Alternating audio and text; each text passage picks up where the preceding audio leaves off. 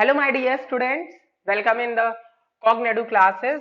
In this video, we study about the next chapter, and the next chapter name is Principle of Inheritance and Variation. So, student, previous lectures की help से हमने अपने 4 chapter complete किए थे, जो कि हमारा रिप्रोडक्टिव हेल्थ हमारा लास्ट चैप्टर था। और इस वीडियो में हम अपना न्यू चैप्टर स्टार्ट कर रहे हैं, और हमारे न्यू चैप्टर का नेम है principle of inheritance and variation. तो फर्स्ट थिंग स्टूडेंट्स, यहाँ पर हमें इसका इंट्रोडक्शन समझना चाहिए कि आखिर ये चैप्टर हम पढ़ रहे हैं तो इसका इंट्रोडक्शन क्या है, इस चैप्टर की मीनिंग क्या है। और बेसिक चीजों की बात करें तो ये आप पढ़ चुके हो 10th क्लास में।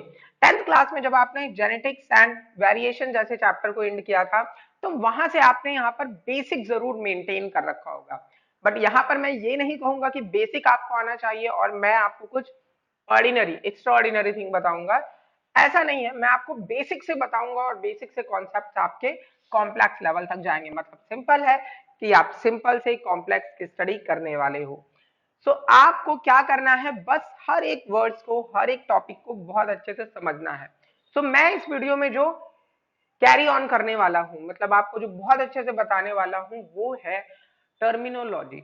ओके, तो जो बेसिक थिंग यहाँ पर हम समझने वाले हैं या बेसिक थिंग यहाँ पर करने वाले हैं, वो बेसिक थिंग हमारी क्या होगी इस चैप्टर की? टर्मिनोलॉजी। तो स्टूडेंट बहुत ध्यान से समझने वाली चीजें हैं, बिकॉज ऑफ इस पूरे चैप्टर में अगर कोई चीज यहाँ पर घूमेगी बार बार अगर हम कुछ नेम लेंगे या कुछ नेम को बोलेंगे, तो वो हमारे होंगे टर्म्स, वो हमारे होंगे सेंटेंस। तो इन सेंटेंस को जानने से पहले पहले हम अपने चैप्टर की टर्मिनोलॉजी समझ लें, चैप्टर के मीनिंग को समझ लें। So let's start about the meaning of the chapter, which is the principle of inheritance and variation. तो स्टूडेंट, प्रिंसिपल्स के मीन क्या होते हैं? प्रिंसिपल के मीन्स थ्योरी होता है, प्रिंसिपल के मीन्स कुछ रूल्स होते हैं, प्रिंसिपल का मीन्स कुछ सिद्धांत होता है। ठीक है, हिंदी में हम कहें तो हम इसे सिद्धांत कहते हैं। और ये प्रिंसिपल या ये सिद्धांत है किस चीज के? इनहेरिटेंस के हैं। तो what is the meaning of inheritance? So student, अगर सिंपल बेसिक लेवल बताऊं मैं आपको इनहेरिटेंस का मीनिंग, तो फॉर एग्जाम्पल मुझ में अगर कोई कैरेक्टर आए हैं या आप में कुछ भी फीचर्स आए हैं, तो वो कहां से आए हैं? अपने फादर से आए हैं, माँ से आए हैं। तो सिंपल सी बात है, अब ये कैरेक्टर आपके प्रोजेनी में, मतलब आपके बेबी में ट्रांसफर होंगे, आपके चाइल्ड में ट्रांसफर होंगे। तो लगातार जो भी कैरेक्टर्स हैं हमारे हमारे फादर मदर के रहे होंगे, वो हम में आए, और हमारे कैरेक्टर हमारे बेबी में ट्रांसफर होंगे। यही क्या है? इनहेरिटेंस है। So the transferring of character from one generation to another generation, and their pathway, the process where it's transfer through any process, है ना? सिंपल वे में तो ये ट्रांसफर नहीं हुआ ना, कुछ ना कुछ तो प्रोसेस हुई होगी, कुछ ना कुछ तो पाथवे यूज किया गया होगा, और इसी पाथवे को, इसी प्रोसेस को हम क्या बोलते हैं? इनहेरिटेंस बोलते हैं। Okay, so the characters are transferred from one generation to another generation with the help of a process, with the help of a pathway, and this pathway or this process is known as inheritance. Okay, hopefully clear हो गया, inheritance clear हो गया आपको chapter की meaning में, principle of inheritance clear हो गया, पक्का?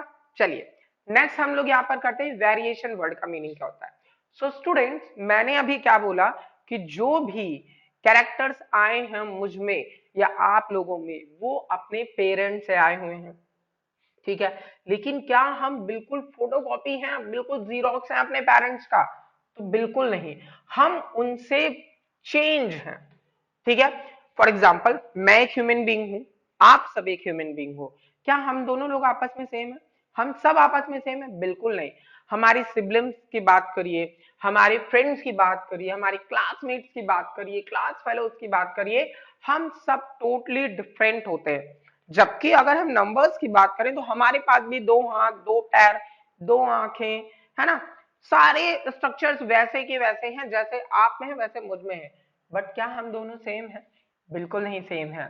तो ये जो सेम ना होने की प्रोसेस है ना, इसे ही हम वेरिएशंस कहते हैं। Okay, all the individuals are different from each other, and ये जो डिफरेंस की प्रोसेस है, डिफरेंस होना है, यही क्या है? हमारा वेरिएशन है। So hopefully students you learn and you understand about the meaning of this chapter, and the chapter name is Principle of Inheritance and Variation.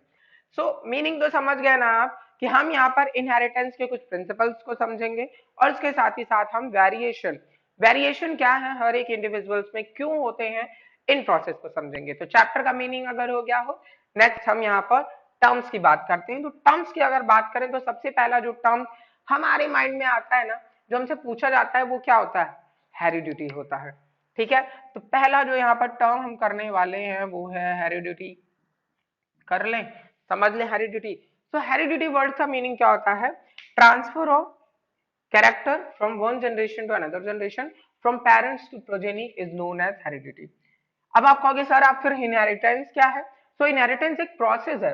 इस हेरिडिटी को करने के लिए जो प्रोसेस हम यूज कर रहे हैं, जिस प्रोसेस के through features one generation to another generation transfer हो रहे हैं, उसे हम क्या बोलते हैं, हेरिडिटी, इनहेरिटेंस बोलते हैं।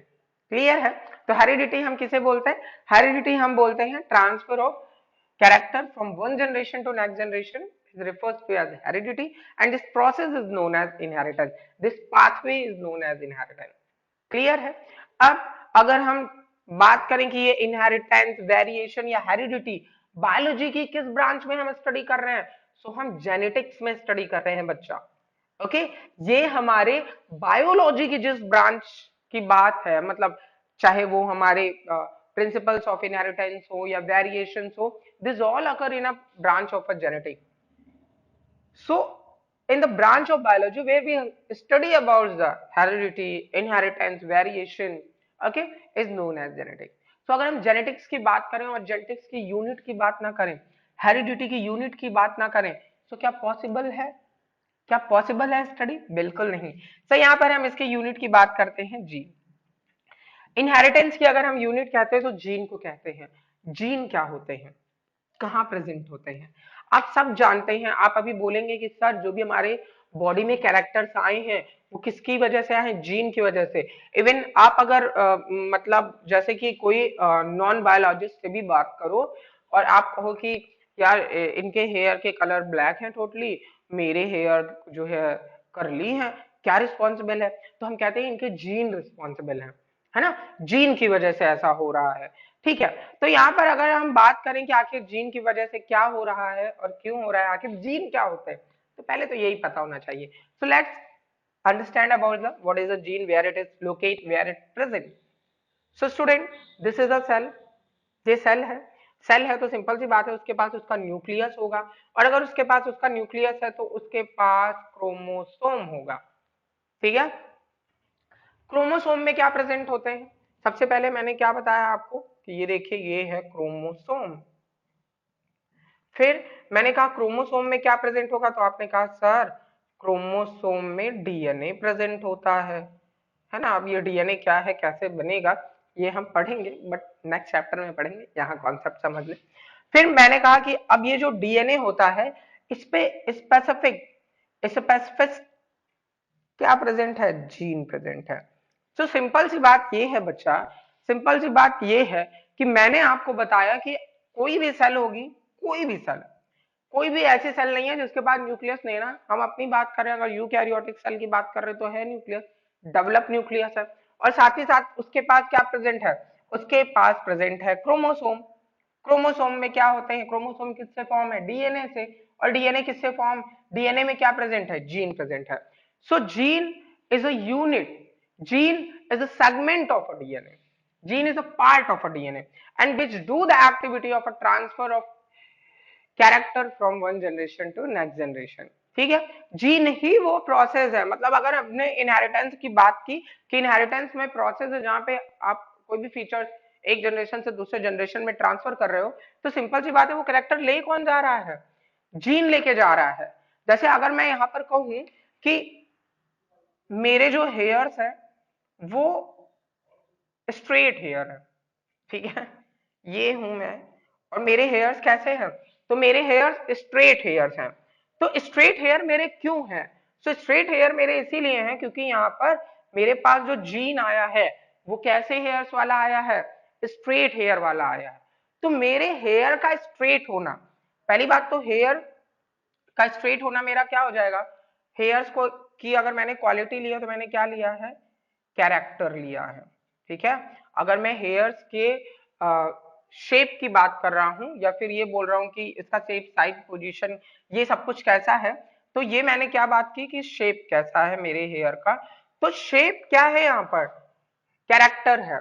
और फिर उसके बाद ये शेप हो किस तरीके के हो सकते हैं, तो आपने कहा सर या तो स्ट्रेट हेयर होंगे इंसान के, तो मैंने कहा हाँ भाई सही कह रहे हो आप। फिर आप कहोगे या तो सर कैसे हो सकते हैं, करली हेयर हो सकते हैं, करली घुंघराले बाल हो सकते हैं, ठीक है। तो ऐसे दो चांसेस अगर आपको दिख रहे हैं तो इन कैरेक्टर के ये दोनों क्या हैं, ट्रेट हैं।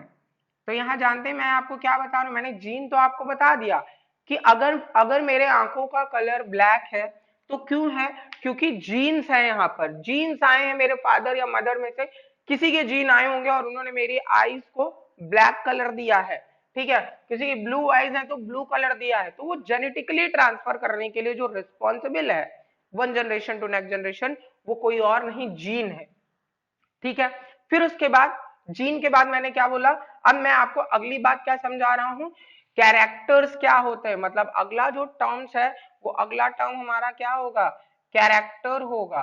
तो अगर मैं इसे आपको समझाऊं, कैरेक्टर को समझाऊं, तो जैसे मैंने बोला कि मेरी हाइट मैं लंबा हूं, है ना, मान सकते हो आप लोग, ठीक है, नहीं मानोगे, ठीक है, ना मानिए, मानिए वैसे, ठीक है, समझने के लिए मान लीजिए। सो फॉर एग्जाम्पल मैंने आपको बताया कि मेरी हाइट क्या है, लंबी है, तो हाइट क्या हुआ मेरा, कैरेक्टर हुआ, ठीक है। तो एग्जाम्पल के लिए मैं यहाँ पे लिख देता हूं कि कैरेक्टर की अगर आप बात करते हो तो हाइट क्या है, एक कैरेक्टर है। अब मेरे स्किन का कलर, तो आपने बोला स्किन का कलर दो तरीके से हो सकता है, या तो डल कलर होगा या ब्राइट कलर होगा। तो कलर क्या है, हाइट हो गया, कलर हो गया, ये सब क्या है बच्चा, ये सब है कैरेक्टर। अब एक कैरेक्टर के ट्रेट होते हैं अलग अलग। ट्रेट का मतलब, अब जैसे मैंने यहाँ पे फॉर एग्जांपल हाइट ही लिया था, तो हाइट दो तरीके का इंसान हो सकता है ना, दो तरीके का हो सकता है, या तो वो टॉल होगा, या तो वो टॉल होगा, या फिर वो क्या होगा, डॉर्फ या नॉर्मल हाइट का होगा। अगर हम प्लांट के केसेस में बात करें तो हमने एक प्लांट को क्या माना कि टॉल प्लांट है और दूसरा प्लांट क्या है, डॉर्फ प्लांट है। तो यहां पर हम क्या बोल रहे हैं कि ये इनके क्या हैं, ये इनके क्या है, ये इनके ट्रेट्स है। तो कैरेक्टर्स के मोस्टली डिफरेंट ट्रेट्स होंगे, कम से कम दो तो हैं ही यहाँ पर ट्रेट, और वो एक दूसरे के क्या होंगे, अपोजिट होंगे। कंट्रास्टिंग कैरेक्टर अगर हम लेंगे, हमेशा लेंगे। अगर मैंने कहा कि मेरा कलर क्या है, ब्लैक है, तो मेरे सामने मेरा अपोजिट क्या होगा, व्हाइट होगा, ठीक है, इतना समझ रहे हो आप। तो स्किन का कलर क्या था, कैरेक्टर था। और इसमें अगर आप दो क्वालिटीज बता रहे हो तो ये क्या है, आपका ट्रेट है। अब नेक्स्ट स्टूडेंट, ऐसे ही आप क्या बोलते हो, तो हमने ट्रेट भी क्लियर कर लिया यहाँ पर, ठीक। नेक्स्ट वन हमें क्या जानना चाहिए, एलिल क्या होते हैं। सो एलिल्स के बारे में हम क्या बोलते हैं, a pair of a gene of contrasting character. Contrasting character जो हम ले रहे हैं यहाँ पर, वही हमारे क्या होते हैं, एलिल होते हैं। जैसे यहाँ पर मैंने बताया कि जीन था जो कि हेयर्स के लिए रिस्पॉन्सिबल था या मेरी हाइट के लिए रिस्पॉन्सिबल था, तो आपने कहा कि हाँ भाई जीन है यहाँ पर, ठीक है, और जो कि हाइट के लिए रिस्पॉन्सिबल है। अब हाइट क्या हो सकती है, टॉल, या फिर क्या होगी, डॉर्फ होगी, ठीक है। तो ये इन दोनों के लिए मैंने जो जीन लिए, जैसे मान लीजिए मैंने टॉल को रिप्रेजेंट क्या किया, कैपिटल टी, और डॉर्फ के लिए क्या यूज किया, स्मॉल टी किया यूज। तो ये दोनों क्या है यहाँ पर, एलिल हैं, a pair of a gene contrasting characters, एक दूसरे के अपोजिट कैरेक्टर वाले जो हमारे जीन हैं, उन्हें हम क्या बोलते हैं, एलिल बोलते हैं या एलिलोमार्फ बोलते हैं, ठीक है। तो ये भी आप समझ गए, आपने कहा यस सर, हम तो एलिल भी समझ गए, हम तो जीन भी समझ गए, हम ट्रेड भी समझ गए, कैरेक्टर्स भी समझ गए। अब नेक्स्ट थिंग भी तो समझनी आनी चाहिए ना। नेक्स्ट थिंग आपको क्या समझना है, अब आपको समझना है हेटेरोजाइगस और होमोजाइगस, ठीक है।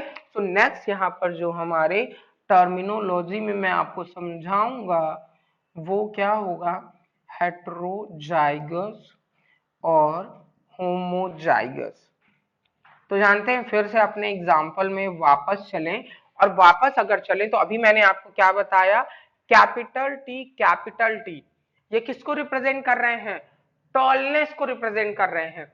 तो क्या ये दोनों जो एलील हैं वो सेम नहीं है, जो जीन्स हम ले रहे हैं वो क्या दोनों सेम नहीं है, ठीक है। तो इसे हम क्या बोलेंगे, होमोजाइगस। होमो का मेन से होता है सेम, ठीक है, जाइगस। तो यहाँ पर जो हमारे ये एलील्स हैं ये दोनों क्या है, सेम है। स्मॉल टी अगर ले रहे हैं तो ये दोनों क्या है, सेम है, होमोजाइगस है। लेकिन अगर मैं यहाँ पर लिखूं कैपिटल टी स्मॉल टी, अब आप कहोगे सर ये आया कहाँ से, तो मैंने कहा रुक जाओ थोड़ा सा आराम करो, बताऊंगा आपको कि ये कहाँ से आया। तो जब ऐसा कोई कॉम्बिनेशन आपको देखने को मिलेगा तो आप इसे क्या कहोगे, आप इसे कहोगे हेटेरोजाइगस है ये कैसे एलिल है, ये हेटेरोजाइगस एलिल है। तो स्टूडेंट्स यहाँ पर हमने होमोजाइगस भी जान लिया, हेट्रोजाइगस भी जान लिया। अब नेक्स्ट और कौन से टर्म्स हैं, तो आप कहोगे सर अभी तो कुछ और टर्म्स यहाँ पर होने चाहिए। मैंने कहा ठीक है बिल्कुल होने चाहिए। तो आपने कहा सर हमें आप बताइए होमोलॉगस का मतलब और हेटेरोलॉगस का मतलब। मैंने कहा वेट वेट भाई बताता हूं, वेट करिए थोड़ा सा। तो होमोलॉगस और हेटेरोलॉगस वर्ड का मतलब क्या होता है। सो स्टूडेंट फर्स्ट थिंग, होमो का मतलब अभी मैंने बताया सेम, और हेट्रो वर्ड का मतलब क्या होता है, डिफरेंट होता है। तो फॉर एग्जांपल स्टूडेंट्स अगर यहाँ पर मैंने कोई क्रोमोसोम बनाए और क्रोमोसोम बनाए, अब ये थोड़ा सिमिलर नहीं बन पाया है इसे हम रफ कर देते हैं, ठीक है। So first thing student, when here I draw two chromosome, one pair of a chromosome, and both the chromosome have same length, same length. अगर आप ऐसे कोई क्रोमोसोम्स के पेयर को देखते हो जो सेम लेंथ के हैं, सेम शेप के हैं, सेम साइज के हैं, और इनमें जो जीन है वो सेम लोकेशन पर है। देखिए जीन की जो प्रेजेंस होती है उसे हम लोकाई बोलते हैं, इसे हम लोकाई बोलेंगे, इसे हम लोकाई बोलेंगे।